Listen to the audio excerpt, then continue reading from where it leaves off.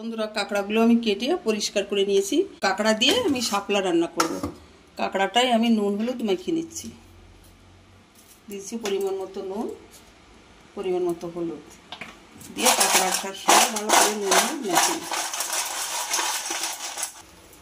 গ্যাসের উপর কড়াই বসিয়ে দিয়েছি, দিয়ে দিচ্ছি সর্ষের তেল। তেলটা গরম হয়ে গেছে, দিয়ে দিচ্ছি থেতো করা রসুন। রসুনটা আমি আগে ভেজে তুলে নেব। রসুনটা একটু লাল লাল করে ভেজে নিচ্ছি।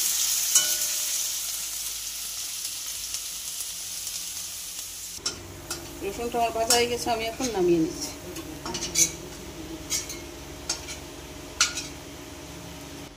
ওই তেলের ভিতরে নুন হলুদ মাখা কাঁকড়াগুলো দিয়ে দিচ্ছি।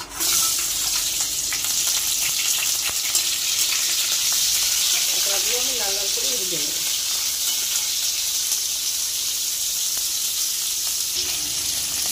এর ভিতরে দিয়ে দেবো কুচানো কাঁচা লঙ্কা। কাঁচা লঙ্কা দিয়ে আমি আর একটু ভেজে নেব।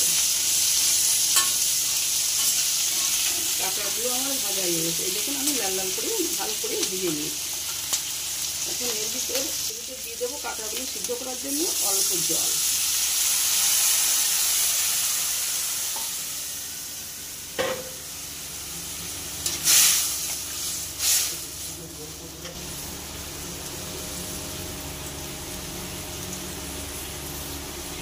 বন্ধুরা, এই দেখুন আমি কাঁকড়া সিদ্ধ করার জন্য যে জলটা দিচ্ছিলাম সেই জলটা আমি পুরো শুকিয়ে নিয়েছি। কারণ শাপলা থেকে তো জলগুলো, এর জন্যই আমি জলটা পুরো শুকিয়ে নিয়েছি। আর শাপলা রান্না করতে সময় লাগে না, তার জন্য কাঁকড়াটা আমি আলাদা করে জল দিয়ে সিদ্ধ করে নিই।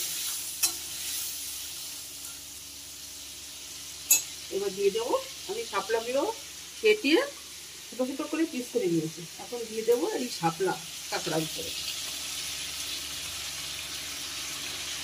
সরু সরু শাপলা, সবুজ সবুজ সরু শাপলাও ভালো। সরু শাপলা খেতে ভালো, মোটা শাপলা থেকে সরু শাপলা খেতে ভালো। একটু উল্টে পাল্টে দিচ্ছি।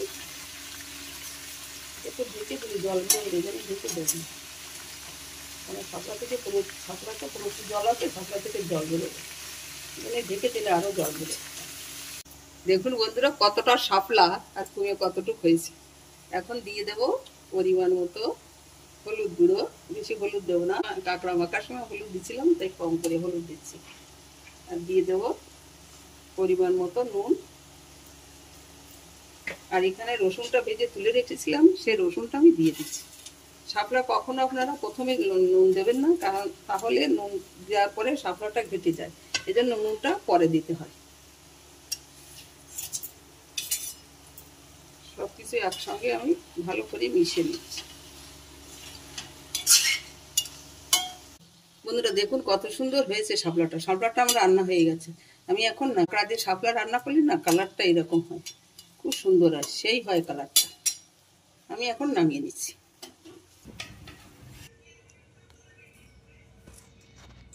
বন্ধুরা, তৈরি হয়ে গেছে শাপলা কাঁকড়া দিয়ে। দেখুন কত সুন্দর হয়েছে। ভিডিওটি ভালো লাগলে লাইক, কমেন্ট, সাবস্ক্রাইব করবেন। আর যারা এই ভিডিওটি ফেসবুক থেকে দেখছেন তারা পেজটিকে ফলো করবেন। ধন্যবাদ, সবাই ভালো থাকবেন।